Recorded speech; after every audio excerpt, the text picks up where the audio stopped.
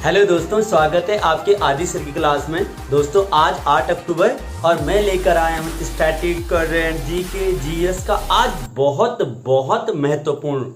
दोस्तों आज मैं स्टैटिक, जीके, जीएस का एक अद्भुत मिश्रण लाया हूँ जो आपके आगामी हर परीक्षा में काम आएंगे। बस आपको क्या करना है, कंप्लीट वीडियो देखनी है, अच्छे से नोट्स बनाने हैं और देखो कितने सारे क्वेश्चन आज हम सॉल्व करते हैं। पहला क्वेश्चन दोस्तों आज का है, वो है 19th एशियन गेम्स जो बहुत ऐतिहासिक रहा है भारत के लिए। भारत ने पहली बार 107 पदक जीते हैं और भारत रहा है चौथे रैंक पे।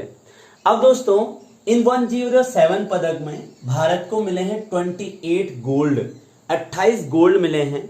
अब हम 28 के 28 छापेंगे और आप एक एक करके नोट करेंगे। सबसे पहला जो गोल्ड मिला था वो शूटिंग में मिला था 10 मीटर राइफल की टीम में। दूसरा गोल्ड मिला था टीम इंडिया वुमेन क्रिकेट ने दिलाया था। तीसरा गोल्ड जो 41 साल बाद आया था, 41 ईयर बाद, टीम इंडिया घुड़सवारी में। चौथा गोल्ड आया था शूटिंग में 20 metre air pistol women's team ने। पांचवा गोल्ड आया था शूटिंग में 50 मीटर्स राइफल्स सिप्त कौर, ये ध्यान रखना सिप्त कौर नाम। छठवां गोल्ड आया था शूटिंग में 10 मीटर एयर पिस्टल पुरुषों की टीम में। सातवां गोल्ड आया था शूटिंग में 50 मीटर्स राइफल्स में पुरुषों की टीम में। आठवां गोल्ड आया था शूटिंग में 10 मीटर एयर पिस्टल और इसका नाम था पलक गुलिया। अब दोस्तों यहाँ पे शूटिंग में बैक टू बैक देखो आप, पहला एक शूटिंग में, फिर 2 3 4, 1 2 3 4 5 6, बैक टू बैक 6 देखो। फिर 9वां गोल्ड मिला था टेनिस में, मिश्रित युगल था। 10वां गोल्ड मिला था स्क्वैश में, स्क्वैश पुरुष टीम में। 11वां गोल्ड मिला था यहाँ पे शूटिंग में, एक और गोल्ड पुरुष की ट्रैप टीम ने। 12वां गोल्ड मिला था एथलेटिक्स में 3000 मीटर दौड़ में, उसका नाम था अविनाश सावले। अविनाश सावले। 13वां गोल्ड था गोला फेंक में तजिंदर पाल। 14वां गोल्ड था एथलेटिक्स में 5000 मीटर दौड़ में पारुल चौधरी, ये नाम याद रखना, पारुल चौधरी। और 15वां गोल्ड था महिला भाला फेंक में अनुरानी, भाला फेंक में जेवलिन थ्रो में अनुरानी।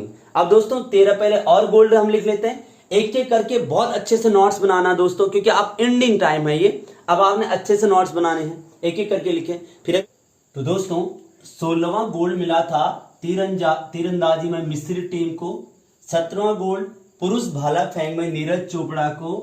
18 नंबर का गोल्ड मिला था पुरुषों की 4x400 रिले रेस में। 19th गोल्ड तीरंदाजी में कंपाउंड महिला टीम को मिला था। 20 गोल्ड पुरुष हॉकी टीम को मिला था। 21 तीरंदाजी में ज्योति सुरेखा का नाम याद रखना। 22nd गोल्ड तीरंदाजी में ओजस परवीन का नाम याद रखना। 23rd गोल्ड महिला कबड्डी। 24 गोल्ड बैडमिंटन युगल टीम। 25th गोल्ड पुरुष क्रिकेट टीम। 26 गोल्ड पुरुष कबड्डी टीम। 27 स्क्वैश मिस्री टीम और 28 जो है तीरंदाजी में टीम में कंपाउंड में पुरुषों की। देखो दोस्तों सबसे पहले एशियन गेम 1951 में दिल्ली से शुरुआत हुई थी जो कहानी, और आज भारत जो है चौथे नंबर पहुंचा है 100+7 में। पहले रैंक पे चीन है 383, दूसरे रैंक पे जापान है 128, तीसरे रैंक पे कोरिया है 190 और भारत चौथे रैंक पे 107, जिसमें 28 गोल्ड मिले हैं, रजत मिले हैं आपके 38 और कांस्य पदक मिले हैं 41। तो दोस्तों सिल्वर 38 और ब्रॉन्ज मिले 41। दोस्तों 2026 में जापान में होगा एशियन गेम्स, 2030 में दोहा में हमें होगा, और ये भारत के लिए ऐतिहासिक रहा है जो 19 रहा है हांगझाओ चीन में। दोस्तों ये 2022 वाला है जो 2023 में हो रहा है, और मैं हर दिन आपको गोल्ड लिखाए हैं, लेकिन आज मैंने 28 गोल्ड जो हमें मिले वो मैंने लिखा दिए हैं दोस्तों, और बहुत इंपॉर्टेंट होंगे, यहां से एक नंबर जरूर हर पेपर में आने वाला है। अच्छे से नोट्स बनाइए दोस्तों। अब चलते हैं अगले क्वेश्चन की ओर। दोस्तों अगला क्वेश्चन है 8 अक्टूबर 1932 को रॉयल एयर फोर्स की स्थापना हुई थी, और जब हमारा संविधान लागू हुआ था 1950 को, तो इसी रॉयल एयर फोर्स को इंडियन एयर फोर्स नाम दिया गया था, जो वर्तमान में दुनिया की चौथी सबसे बड़ी सेना है और दुनिया की तीसरी सबसे मजबूत सेना है। तो 8 अक्टूबर को रॉयल एयर फोर्स के नाम से स्थापित हुई थी इंडियन एयर फोर्स, इसलिए 8 अक्टूबर को इसकी स्थापना दिवस मनाई जाती है। हमारे एयर फोर्स के जो चीफ हैं उनका नाम है एयर मार्शल विवेक चौधरी। जबकि दोस्तों अगर मैं बात करूं 15 जनवरी को मनाया जाता है आर्मी डे, थल सेना दिवस, और थल सेना दिवस जो मनाया जाता है और आर्मी के जो चीफ हैं उनका नाम है मनोज पांडे। जबकि 4 दिसंबर को मनाया जाता है नेवी डे, नेवी दिवस, जिसके चीफ हैं आर हरि कुमार। जबकि वर्तमान में दोस्तों सीडीएस चीफ डिफेंस स्टाफ का नाम है मनोज पांडे, और भारतीय सशस्त्र बलों का सर्वोच्च कमांडर तीनों सेनाओं का जो होता है उसे भारत का राष्ट्रपति के पास ये पावर होती है, जो तीनों सेनाओं का सर्वोच्च कमांडर होता है। दोस्तों बहुत इंपॉर्टेंट की पॉइंट है। आज वायुसेना दिवस मना रहा है पूरा भारत, और वायुसेना में हम तीसरी सबसे मजबूत सेना है। दोस्तों अब चलते हैं दोस्तों अगले क्वेश्चन की ओर। दोस्तों अगला क्वेश्चन है पक्षी महोत्सव। अभी हाल ही में जम्मू कश्मीर में एक महोत्सव मनाया जा रहा है, पक्षी महोत्सव। दोस्तों अगर मैं जम्मू कश्मीर की बात करूं तो जम्मू कश्मीर में एलजी जो हैं उनका नाम है मनोज सिन्हा। जम्मू कश्मीर 31 अक्टूबर 2019 को केंद्र शासित प्रदेश के रूप में स्थापित हुआ था। इससे पहले 5 अगस्त 2019 को जम्मू कश्मीर से अनुच्छेद 370 को समाप्त कर दिया गया था। दोस्तों जम्मू कश्मीर में टोटल असेंबली सीट जो है 90 है। परिसीमन आयोग का गठन किया गया था 6 मार्च 2020 को जम्मू कश्मीर के लिए, और उसके अध्यक्ष थे रंजन प्रकाश देसाई जो उसके अध्यक्ष थे। दोस्तों रंजन प्रकाश देसाई उसके अध्यक्ष थे। दोस्तों ये जो अध्यक्ष होते हैं ये सुप्रीम कोर्ट के जज होते हैं, न्यायाधीश थे, और ये परिसीमन आयोग होता है डेलिमिटेशन कमीशन, जो सीटों में कम या ज्यादा के लिए बनाया जाता है। दोस्तों अगर मैं इस समय एलजी की बात करूं, दिल्ली के लेफ्टिनेंट गवर्नर है विनय कुमार सक्सेना, जबकि लद्दाख के आर के माथुर। दोस्तों अगर मैं जम्मू कश्मीर की बात करूं तो जम्मू कश्मीर में बगलिहार, दुलहस्ती, सलाल 3 बहुत इंपॉर्टेंट प्रोजेक्ट हैं, जल विद्युत परियोजनाएं हैं। बगलिहार, दुलहस्ती, सलाल ये चिनाब नदी पर है। चिनाब नदी का प्राचीन नाम अस्किनी था। चिनाब नदी जो है सिंधु नदी की सहायक नदी है। अगला दोस्तों एक बड़ी इंपॉर्टेंट तुलवुल परियोजना, ये झेलम नदी पर है। झेलम नदी जिसका प्राचीन नाम बितस्ता था, बहुत प्रसिद्ध नदी है बितस्ता, झेलम नदी, और इसी बितस्ता की तट पर एक बहुत ऐतिहासिक युद्ध हुआ था जिसे हम हाइडे स्पीच का युद्ध कहते हैं। 326 ईसा पूर्व में यह युद्ध हुआ था 326 बीसी में। यह युद्ध सिकंदर एवं पंजाब के राजा पोरस के बीच में हुआ था। सिकंदर ने वो युद्ध जीत लिया था। अगला दोस्तों जोजिला दर्रा बहुत फेमस है जम्मू कश्मीर में, जोजिला पास जो कि लेह को श्रीनगर से जोड़ता है। दोस्तों डल झील, बूलर झील, शेषनाग झील, बेरनाग झील ये सब लेक हैं। Dal lake, Wular lake, Sheshnag lake, Bernag lake ये सब झीलें जम्मू कश्मीर में हैं। बूलर झील भारत की सबसे मीठी झील है दोस्तों, बहुत प्रसिद्ध है। अगला दोस्तों डचीगाम और किश्तवाड़ 2 नेशनल पार्क बहुत फेमस है, बहुत बार पूछे जाते हैं। डचीगाम और किश्तवाड़ नेशनल पार्क दोस्तों बहुत फेमस है। अब चलते हैं दोस्तों अगले क्वेश्चन की ओर। दोस्तों अब दमदार छापकर फटाफट नोट करके लिखते रहें।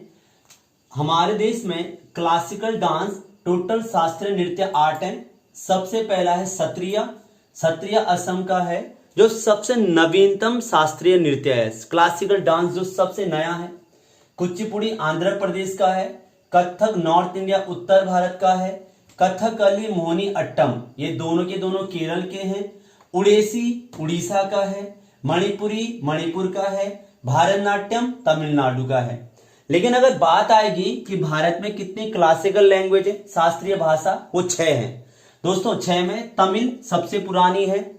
तेलुगु आंध्र प्रदेश में बोली जाती है। तमिल तमिलनाडु में बोली जाती है। मलयालम केरल में बोली जाती है। संस्कृत पूरे भारत में, उत्तर भारत में ज्यादा बोली जाती है। उड़िया उड़ीसा में, और कन्नड़ जो है कर्नाटका में। ये 6 टोटल क्लासिकल लैंग्वेज है दोस्तों। अगर स्टैंडर्ड लैंग्वेज की बात करो भारत में मानक भाषाएं वो 22 हैं जो हमारे 8th शेड्यूल 8वीं अनुसूची में आते हैं। और अगर प्रश्न आता है कि दुनिया में सबसे ज्यादा कौन सी भाषा बोली जाती है, तो दुनिया में सबसे ज्यादा बोली जाती है मंदारिन, चीनी बोलते हैं हम जिसे मंदारिन। दूसरे नंबर पे इंग्लिश, तीसरे नंबर पे स्पेनिश, चौथे नंबर पे हिंदी। और अगर आएगा कि दुनिया की इंटरनेशनल लैंग्वेज टॉप 1 में कौन है, इंग्लिश, टॉप 2 पे कौन है, हिंदी। दोस्तों अगर आएगा कि हमारे देश में राजकीय भाषा क्या है, वो हिंदी है, जो आर्टिकल 343 के अंतर्गत राजकीय भाषा बनी थी, जो कि 14 सितंबर 1949 को राजकीय भाषा का दर्जा जिसे दिया गया था, जिसकी लिपि देवनागरी है। दोस्तों अंग्रेजी भाषा मानक भाषा में नहीं आती है, जबकि नागालैंड में अंग्रेजी बोली जाती है। ये बहुत महत्वपूर्ण की पॉइंट होता है दोस्तों, अक्सर जब वो पेपर में आते हैं तो हम गलत करके आ जाते हैं। दोस्तों अब चलते हैं अगला स्टैटिक का मेन क्वेश्चन की ओर। दोस्तों अगला क्वेश्चन है, और जैसे मैंने आज आपको कहा कि आज आपको स्टैटिक के बहुत बेहतरीन क्वेश्चन मिलने वाले हैं। दोस्तों यहां पर मैंने 2 डायग्राम बनाए हैं। एक डायग्राम में आप देख रहे होंगे दोस्तों, ये ऊपर ध्रुव होते हैं, इसे नॉर्थ पोल कहते हैं, इसे साउथ पोल कहते हैं, उत्तरी ध्रुव, दक्षिणी ध्रुव। ध्रुवों में अमूमन क्या होता है दोस्तों, ठंडा बर्फ होता है हमेशा। यहां पर आप देख रहे होंगे कि ध्रुवों के साइड से हवाएं मूव कर रही, देखो ये ध्रुवों के साइड से जो हवाएं आती हैं इस तरह से, तो जो ध्रुवों के साइड से हवा चलती है उसे कहते हैं ठंडी जलधारा, कोल्ड वाटर स्ट्रीम। अब यहां पर दूसरी तरफ जो ध्रुवों की ओर जा रही है, देखो भूमि से ध्रुवों की ओर जो हवाएं जा रही हैं उसे कहते हैं गर्म जलधारा, हॉटेस्ट वाटर स्ट्रीम। अब यहां से बहुत बेहतरीन क्वेश्चन बनते हैं दोस्तों, हर पेपर में बनते हैं। अब अच्छे से समझते रहना जो मैं आपको बताऊंगा दोस्तों। जैसे सबसे पहले पहली जलधारा मैंने लिखी है पेरुवियन हम्बोल्ट। जो पेरुवियन जलधारा है, हम्बोल्ट जलधारा है, यह ठंडी जलधारा है और ये पैसिफिक ओशियन प्रशांत महासागर से चलती है। अब इसे याद कैसे करना है दोस्तों, पेरू मतलब पैर हो गया, हम्बोल्ट का मतलब हम्बल करके पैरों में गिर जाना। जब आदमी पैरों में गिर जाता है तो क्या हो जाता है, मन शांत हो जाता है, और जब मन शांत हो जाता है तो आदमी ठंडा हो जाता है, तो ठंडी जलधारा और शांत हो जाता है।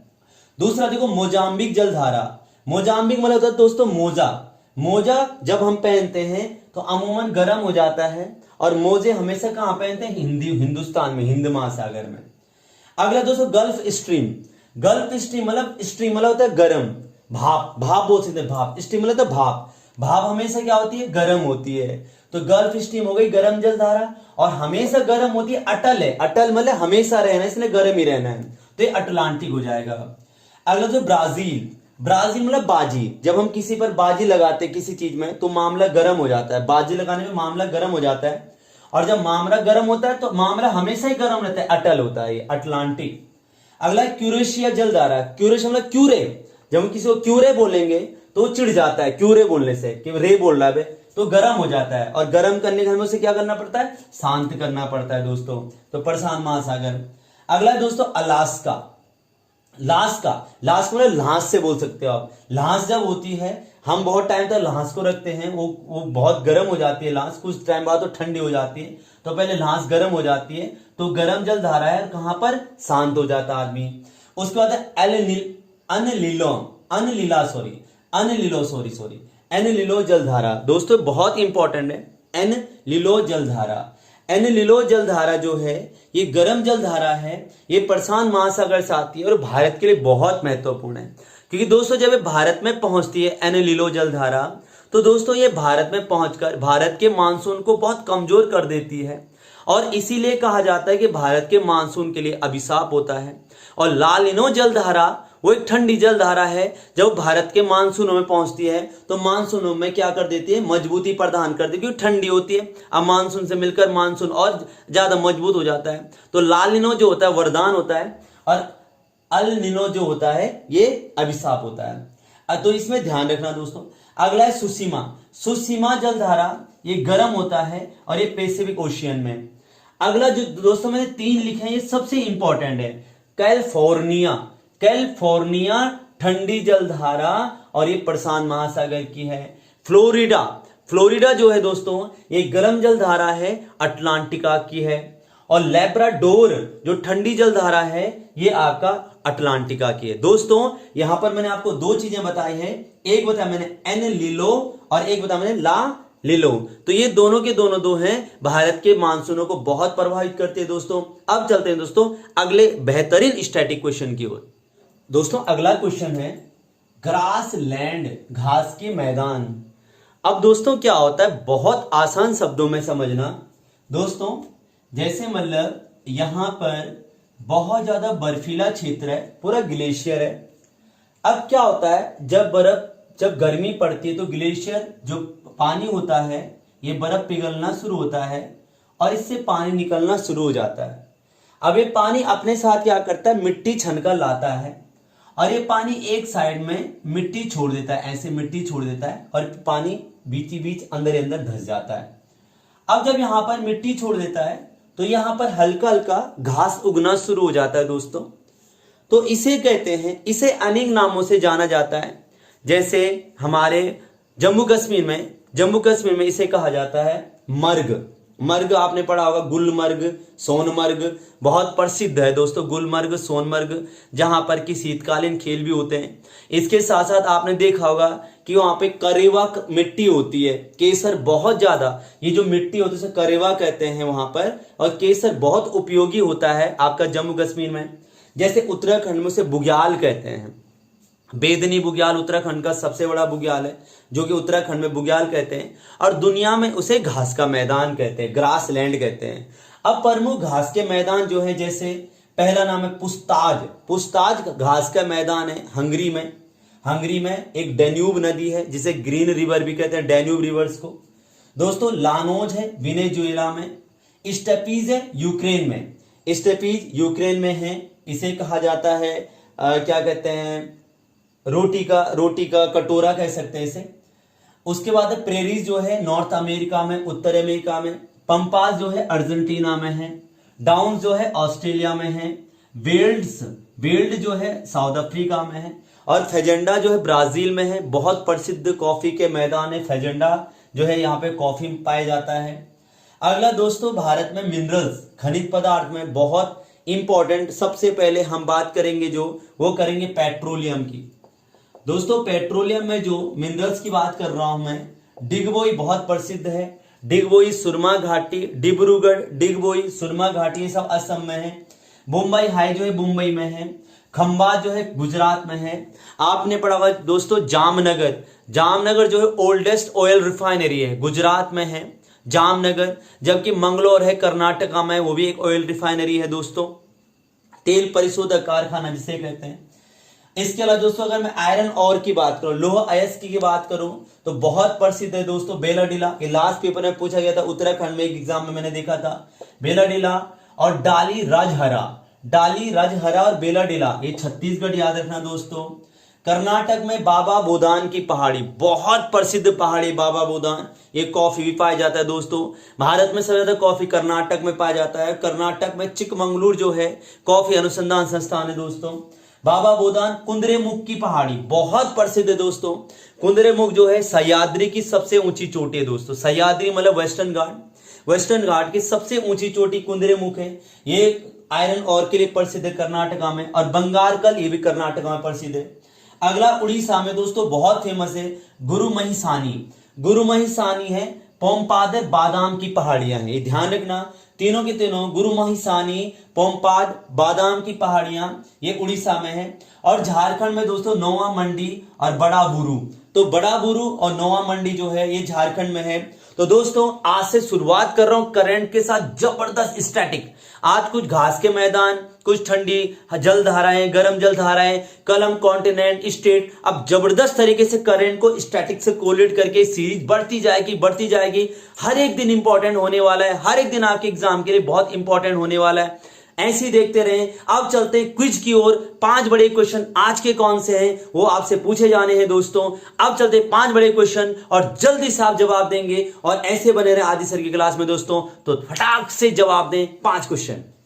चलो दोस्तों, तो जो कल के 5 क्विज के क्वेश्चन थे उसमें पहला क्वेश्चन था भारतीय महिला क्रिकेट टीम ने श्रीलंका महिला क्रिकेट टीम को हराकर गोल्ड जीता। लोकसभा विधानसभा में महिला आरक्षण जो है 106 अधिनियम के अंतर्गत पारित हुआ है। स्पुतनिक उपग्रह जो है रशिया का था। शस्त्र रामानुजम पुरस्कार जो है रुई कियांग झांग जो है इसको दिया गया। और पर्यावरण संरक्षण वन्यजीव संरक्षण जो है ये 48A के अंतर्गत आता है। 3 विनर जो हैं ये कल के 7 अक्टूबर के हैं। Himani Bhandari top 1 rank, top 2 Hemant Rawat और टॉप 3 पे आरोही जी। बहुत बहुत बधाई तीनों छात्रों को। अब आज आपका नंबर है, फटाक से कमेंट बॉक्स पे जाइए आंसर दीजिए। पहला क्वेश्चन है, हड़प्पा म्यूजियम जो है कहां पर है? लोथल, धौलावीरा, मोहनजोदड़ो, राखीगढ़ी। दूसरा क्वेश्चन, भारत का सबसे पुराना हाई कोर्ट इलाहाबाद, कलकत्ता, मुंबई, नैनीताल। तीसरा क्वेश्चन जो है वो है हगनोन कन्योक कहां की राज्यसभा सदस्य है? अरुणाचल, नागालैंड, मणिपुर, आंध्र प्रदेश। चौथा क्वेश्चन, अनब्रेकेबल बायोग्राफी किसकी है? राहुल द्रविड़ की, मैरी कॉम की, सैन वॉन की या वीवीएस लक्ष्मण की। और लास्ट क्वेश्चन पांचवा जो है पारुल चौधरी है, संबंधित है। ऑप्शन ए भाला फेंक, option B badminton, option C cricket और ऑप्शन डी एथलेटिक्स। तो दोस्तों फटाक से जवाब दीजिए, आज आपको विनर बनना है। भारत ने तो ऑस्ट्रेलिया को हरा दिया है और आप फटाक से आप भी विनर बने आज का क्विज का 8 अक्टूबर का। बहुत बहुत बधाइयां, शुभकामनाएं, ऐसी बने रहे आदि सर की क्लास में। बहुत बहुत आशीर्वाद। जय भारत, जय उत्तराखंड, जय देवभूमि।